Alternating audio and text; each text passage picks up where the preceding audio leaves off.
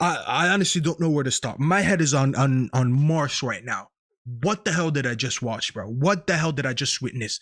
I'm thinking my whole match reaction was going to be focused on how poor our team was in the first half and the amount of chances we missed and how we got outdone in the second half and focus on Ten Hag. But I cannot not talk about this no more. I have to talk about it. This refereeing in the Premier League, it is the worst I ever seen in my life.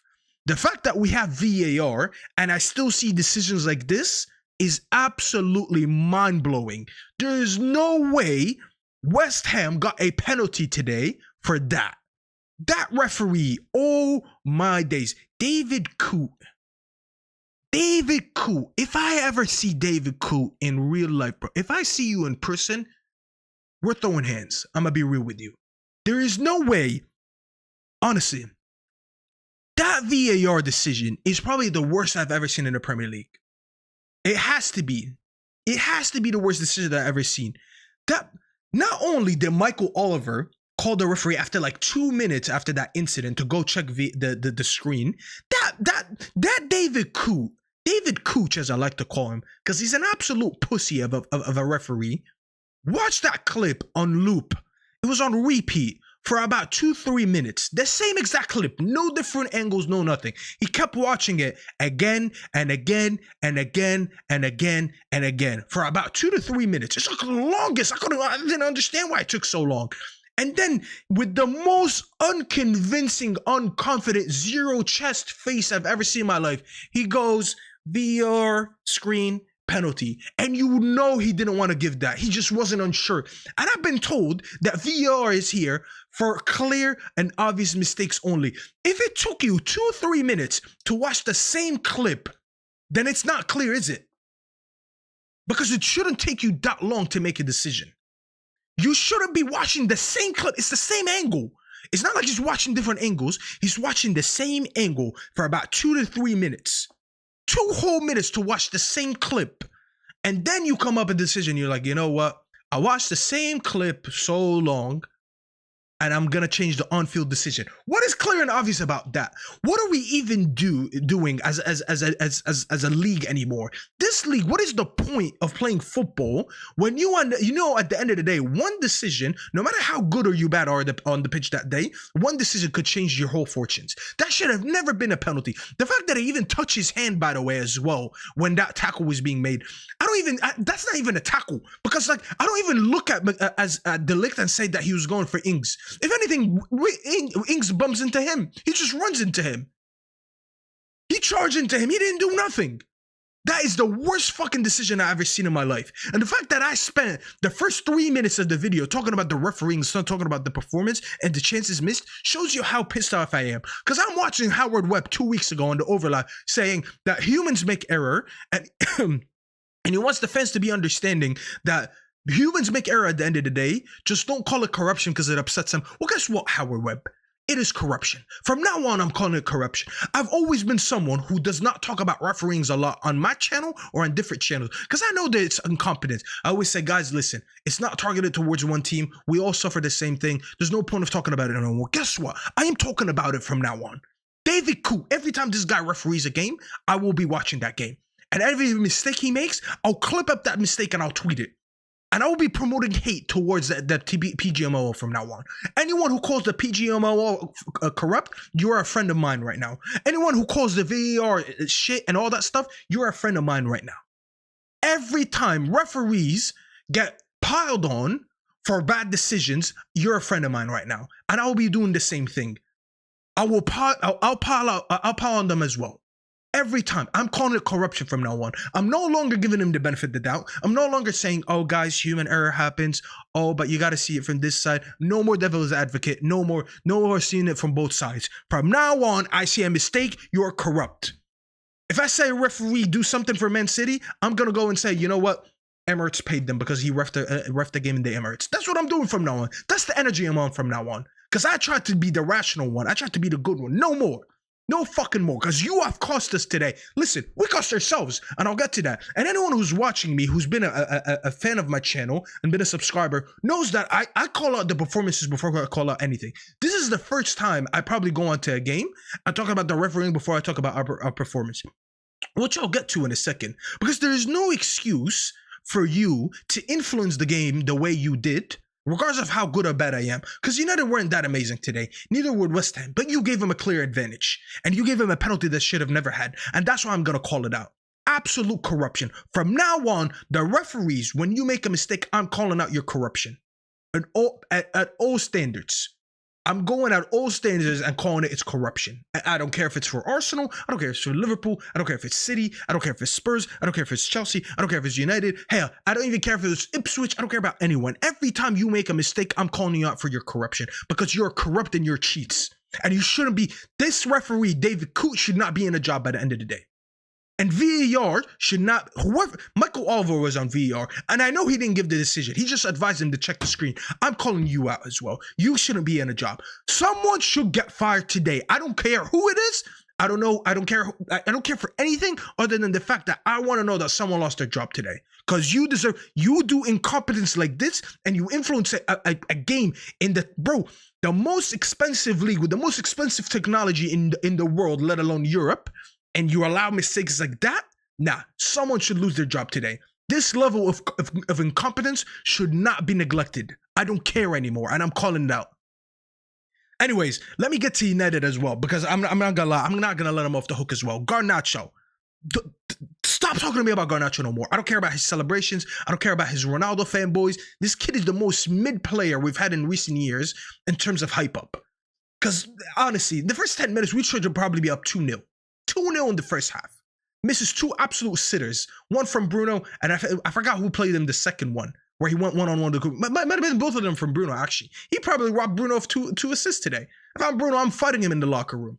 I'm going to that dressing room and I'm fighting him. I'm like, bro, you cost me today. You didn't cost me. You cost the team as well. Because we would have never been in that situation to rely on refereeing decisions if we finished our chances to begin with. He's so fucking mid. If you're a player that all you're good for is when you get your chances to go one-on-one with the goalkeeper and you don't make it, and you have zero impact on the game, then I have to call you out for that. We'd be up 2-0. And Dalot, honestly, bro, listen, I like Dalot. And I've defended him a lot over the years. And I've seen his progression since he was 18 at this club. And now he's like, what, 23, 24? So I've seen his growth. And as a right back, listen, he's still very good. So I'm not going to judge a right back by goal scoring. But I'm sorry, there is no excuse in the world why a professional footballer, whether you're a right back, a center back, or even a goalkeeper, to miss an open goal like that. I'll defend you as a right back for your duties as a right back, but as a player who's in front of goal today, and miss a chance like that, I can't defend that. I can't put you in conversations you don't belong in. I can't put you in conversations with the best right backs in the league when you're doing that. Because if Trent was playing today, he'd score that. If Gusto was playing, he'd score that. If even Ben White was playing, who was a makeshift right back because he was a center back, even he would score that. I know most players in the league would score that. Fuck, I would score that. Forget players in the league. I would score that. The fact that you didn't score that, honestly, it's embarrassing. This whole team in the first half, the fact that we didn't go to halftime up 3-4-0 is absolutely embarrassing. It was 100% on the players in that first half. But let me talk about the second half again, because I'm tired of sitting here, match reaction after match reaction after match reaction, saying that after that halftime whistle was blown, we always look like the worst team. How in the second half is Ten Hag getting outcoached by Lopetegui, bro? I don't even like saying his name because it just sounds like it sounds like a Pokemon, bro. I keep saying it sounds like a pharmaceutical product. It sounds like, bro, I don't know. It sounds like some medical shit. Like it sounds like yo, can I get a tube of Lopetegui? I have some rash on my skin. Can I get a tube of Lopetegui? That's what it sounds like. Lopetegui is pound for pound probably the worst manager in the league. West Ham are one of the worst teams in the league. And we've seen it today, especially in the first half. But the fact you got outcoached by them in the second half, he makes adjustments and you don't. I seen Tadibo come on. I seen Sucha come on. And I see Somerville come on. And Somerville made the biggest impact on the game. Because they finally added depth, They added pace in their team on the counter. And that second half showed it.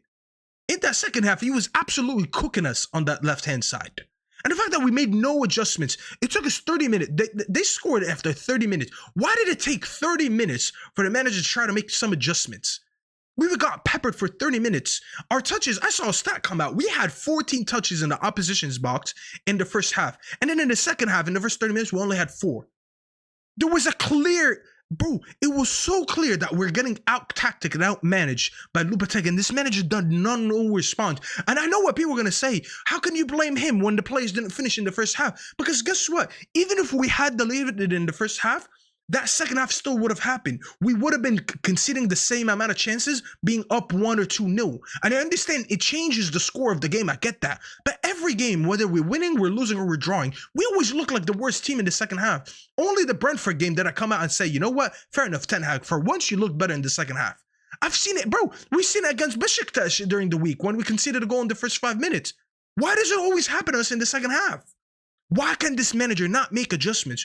First of all, why did he bring out Rashford? He brought off Rashford for Ahmad. And fair enough, Ahmad, by the way, that ball that he played in on the back stick to Dello, who ended up heading it back in, and obviously Xerxes headed it towards Casemiro, and we scored. That all starts with Ahmad. So great for Ahmad there, because that was a great ball. But why did Ahmad come on for Rashford? I honestly barely saw Rashford in the first half because we forced everything down the left. But when we forced everything down the left, and Garnacho was just missing, you're telling me Rashford doesn't bury one of those? Rashford at least scores one of these. I promise you, on my life, Rashford scores one of these.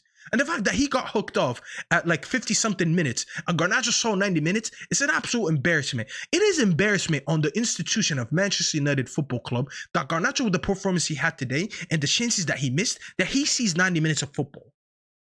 At what point, where's the accountability for being poor on the day? I hear about training all the time.